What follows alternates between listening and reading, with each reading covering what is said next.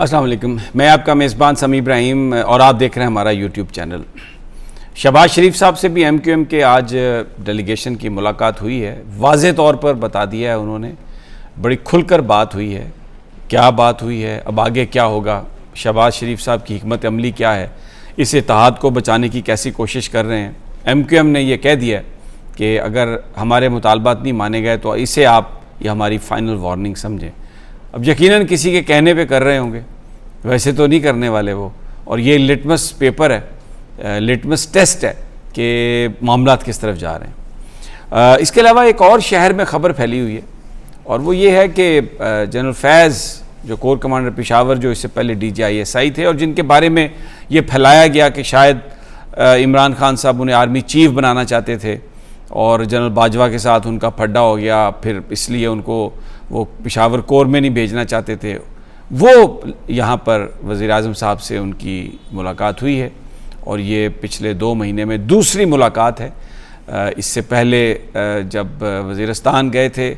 General Qamar Javed Bajwa کے ہمراہ شہباز شریف صاحب، تو وہاں پر بھی ان کی ملاقات ہوئی تھی جنرل فیض سے، کیونکہ وہ کور کمانڈر پشاور۔ اب یہ جو ملاقات ہے، اس کی جو تفصیلات سامنے آ رہی ہیں، یہ بنیادی طور پر جو قومی سلامتی کمیٹی ہے پارلیمان کی، اس کو جو عسکری حکام نے بریفنگ دی تحریک طالبان پاکستان کے حوالے سے جو مذاکرات ہو رہے ہیں، اس پر جو بریفنگ دی، کیونکہ جنرل فیض بتایا جا رہا ہے کہ ان تمام جو ڈائیلاگ ہے اس کو وہ لیڈ کر رہے ہیں، اور اس سے پہلے بطور DGISI انہوں نے یہ سارا کام کیا تھا، اور غالباً جو پشاور کور بھی ان کو اسی لیے جنرل قمر جاوید باجوہ نے دی، کیونکہ وہ اس معاملے میں بہت زیادہ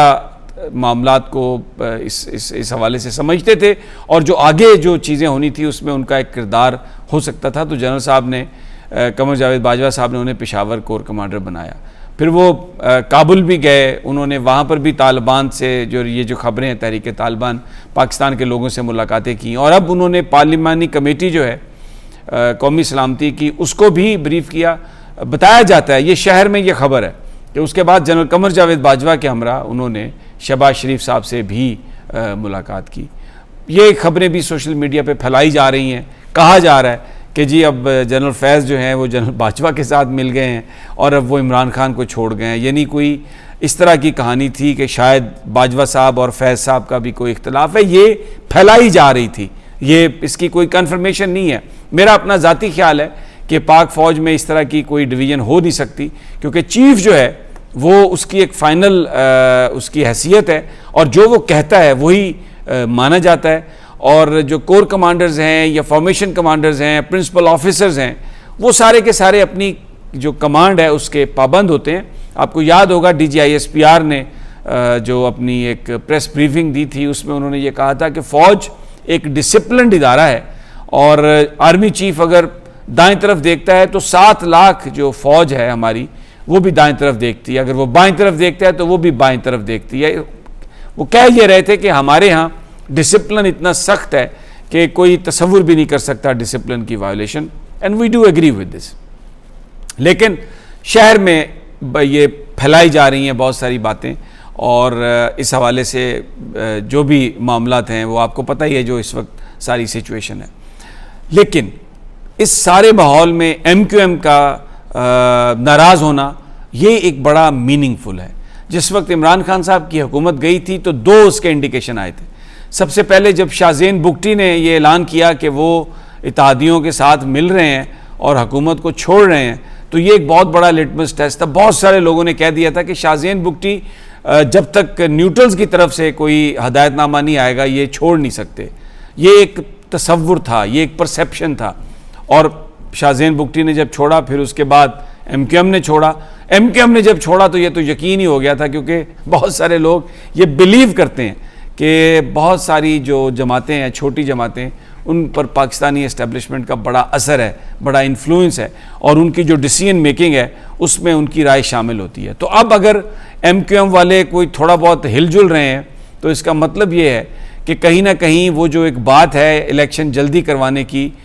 اس پر بھی غور ہو رہا ہے، اور اگر ایم کیو ایم اس وقت حکومت سے علیحدہ ہو جاتی ہے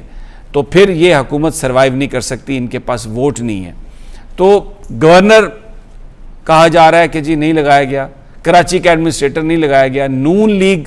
گارنٹر تھی۔ شہباز شریف سے آج ڈیلیگیشن نے ملاقات کی ہے اور انہوں نے کہا کہ جناب آپ نے گارنٹی دی تھی پیپلز پارٹی کے ساتھ معاہدے کی، تو زرداری صاحب سے آپ بات کریں اور اس معاہدے پر عمل درآمد کرائیں، وگرنہ پھر یہ گورنمنٹ گر جائے گی۔ اور جو شہباز شریف صاحب ہیں وہ نواب شاہ چلے گئے ہیں، بظاہر تو وہ گئے ہیں آصف زرداری صاحب کی جو ستیلی والدہ ہیں ان کے لیے وہ دعا مانگنے کے لیے گئے ہیں کیونکہ ان کا انتقال ہوا تھا، لیکن یہ جو معاملہ ہے یہ نون لیگ کے ذرائع ہمیں کہہ رہے ہیں کہ یہ اتنا سنگین معاملہ ہے کہ اس پر بات ہوگی کیونکہ اس سے گورنمنٹ گر سکتی ہے۔ اب وہاں پر 16 اضلاع میں بلدیاتی الیکشن بھی ہو رہے ہیں، جو الیکشن حلقہ بندیاں اور الیکشن لاز میں جو تبدیلی کی بات کہی تھی پیپلز پارٹی نے، جو وعدہ کیا تھا ایم کیو ایم کو، وہ تو بالکل وہ جیسے گدھے کے سر سے سینگ غائب ہوتے ہیں ویسے وہ ہر چیز غائب ہو گئی۔ زرداری آپ کو پتہ ہے ایک بہت بڑے کھلاڑی ہیں، سب پہ بھاری ہیں، تو اس لیے اس وقت تو انہوں نے جو بات کرنی تھی کر لی، لیکن اب تو وہ اپنی ترجیحات کے مطابق ہی چلیں گے۔ تو یہ جو بات اس وقت ایم کیو ایم کی ہے یہ ایک ایسی بات ہے جس سے سنگین صورتحال پیدا ہو سکتی ہے شہباز شریف صاحب کے لیے۔ اور دوسرا جو مسئلہ ایک ان کے ساتھ پھڈا پڑ گیا، مفتاح اسماعیل جو ہیں وہ بلو آئیڈ ہیں اسٹیبلشمنٹ کے، اور اس سے پہلے جو اسحاق ڈار کو لانے کی بات واپس انہوں نے جب اسحاق ڈار کو لانے کی بات کی تو فوری طور پر ان کے ریڈ وارنٹ جاری کر دیے نیب نے۔ اس سے پہلے آپ کو یاد ہوگا مخدوم شہاب الدین، آصف زرداری صاحب نے ان کو یوسف رضا گیلانی صاحب کے بعد وزیر اعظم کے لیے نامینیٹ کیا تھا، جبکہ اسٹیبلشمنٹ کہہ رہی تھی ریپورٹڈلی کہ آپ یہ کام نہ کریں، نہیں مانے زرداری صاحب۔ تو وہی مخدوم شہاب الدین جنہوں نے آ کے نامینیشن پیپر کرنے تھے فائل بطور وزیر اعظم امیدوار کے، وہ بیچارے اینٹی نارکوٹکس کورٹ میں اپنی ضمانتیں کرواتے پھر رہے تھے، پشاور سے حفاظتی ضمانت کروا کے آئے تھے، اے این ایف والے ان کو گرفتار کرنے کے لیے پہنچ گئے تھے۔ تو اب جناب یہاں پر بھی کچھ ایسی صورتحال بن رہی ہے، اور یہ جو صورتحال ہے یہ آپ سمجھدار ہیں، آپ سمجھ گئے ہوں گے کہ میں کیا کہنا چاہ رہا ہوں۔ جو نسرین جلیل صاحبہ ہیں ان کی جو گورنری ہے وہ سیکیورٹی کلیئرنس کی وجہ سے رکی ہوئی ہے، تو شہباز شریف صاحب یا کسی اور میں اتنا دم نہیں ہے کہ وہ سیکیورٹی کلیئرنس نہ ہونے کے باوجود وہ نسرین جلیل صاحبہ کو گورنر بنا دیں۔ بہرحال ویری انٹرسٹنگ